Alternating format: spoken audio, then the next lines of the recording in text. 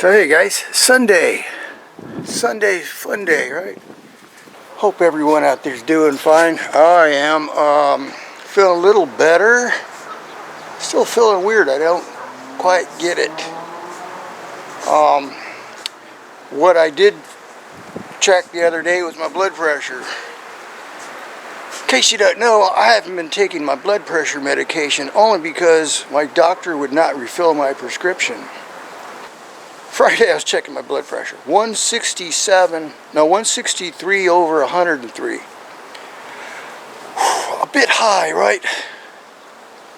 It's been going almost 3 months with no medication for my blood pressure medication. So I did a little internet research on that, and I found a place online that will give you a prescription. Or you have to, it's $99 for a consultation, and if they think it's okay, they will get you a prescription you need, right? Just for $100, it was cheaper than going to urgent care for $145 and sit there with a bunch of sick people, you know. I don't want to do that. So I'll put a link to that site. I forget what it's called, but yeah, I didn't know whether it was legit or not. Because you put in your information, right? They ask you some questions, and they call you back within an hour or two. And sure enough, it was a doctor. Gave me, asked me a few more questions. Said, okay, what's your pharmacy name? And we'll give you a 90-day supply. And we'll, if you need us again, call us, and we'll refill it. So everything's good if you're doing okay. Yeah, I go, great. So heck, I went and picked up my 90-day supply for $21 with Good RX, and my blood pressure today is 137 over 87, I think. So it's a little bit of an improvement. Like I said, I think I'm going to put this truck on eBay auction and see what I can get for it, right?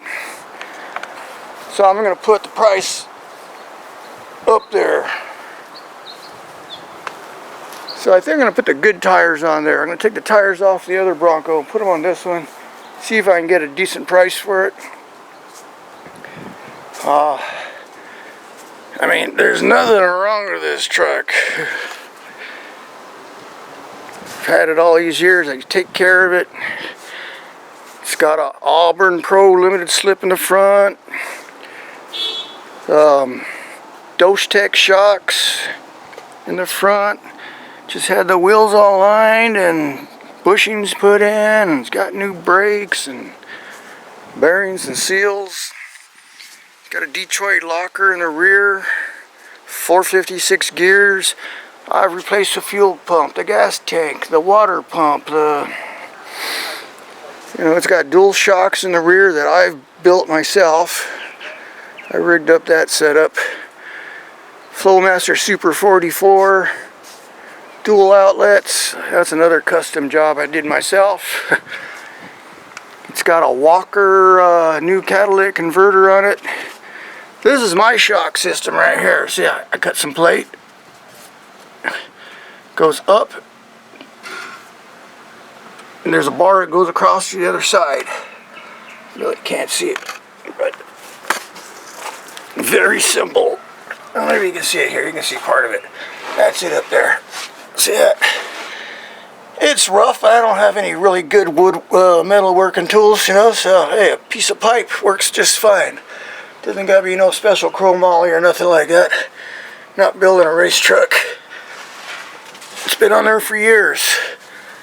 Hard part was welding up the pipe to my plates on my end plates when it was mounted up. But yeah. Made my brackets on the bottom. Like I said, just rough materials I had laying around. My exhaust. That was a DIY exhaust system there. With the Walker catalytic converter. It's a factory catalytic converter replacement.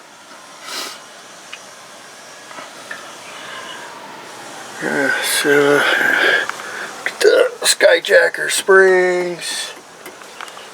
I just replaced the radius arm bushings.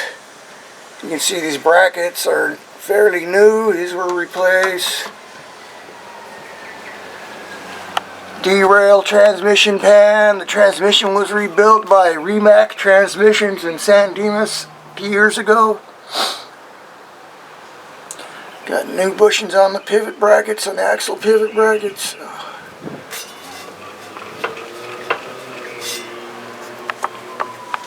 That's a quick look. Oil pan gasket was replaced a few years ago.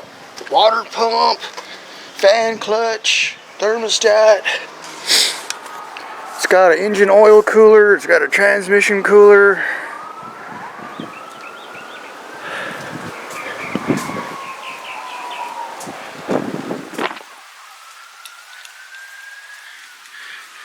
The lights were upgraded a few years back, but look at the clear is peeling on them, unfortunately. It's got headers on it. It's wired for lights up on the roof. I'm going to leave those on. I'm going to leave the switches in. Anybody wants to hook lights up there. All the windows work. The AC works.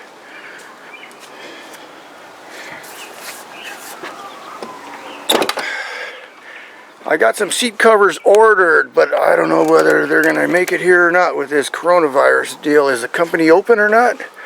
I haven't got a reply from them. They're in Mesa, Arizona. This is the only bad seat. The other seat's good, except somebody broke the armrest.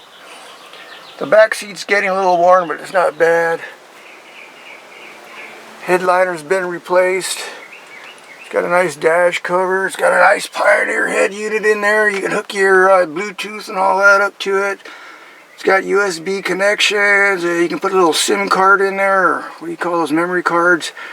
Or one of those memory sticks, flash drive. It's got the flash drive connection. It's got a CB radio. Yeah. Now, this top section here, half the cab here has been replaced from when I rolled it over, but other than that, it's pretty solid. It's got a Pioneer, actually a whole complete Pioneer system in here. We got separates there and in the doors, and I think 3-ways in the back, a subwoofer box, and a 1000-watt cheapy amp, a dual. Cranks loud enough for me. So that's what's going on here. Like I said, I'm feeling a little better. You know what? I was telling my dad about the blood pressure situation. Well, he's got the same problem. He's like 88 years old.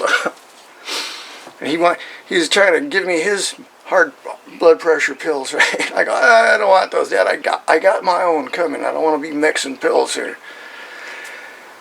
But he was telling me, yeah, before he went to go see about his blood pressure problem, yeah, he was getting headaches, and he says at night he could hear his heart beating, you know, on the pillow. Hey, I had that same situation. You know, in fact, I don't like sleeping on my left side because I could feel my heart beating. That's not good, right? Yeah. Like, holy cow. I was just hoping it would go away, right? And on the other hand, I'm freaking out thinking it's the coronavirus. Oh no! What's gonna happen to my trucks?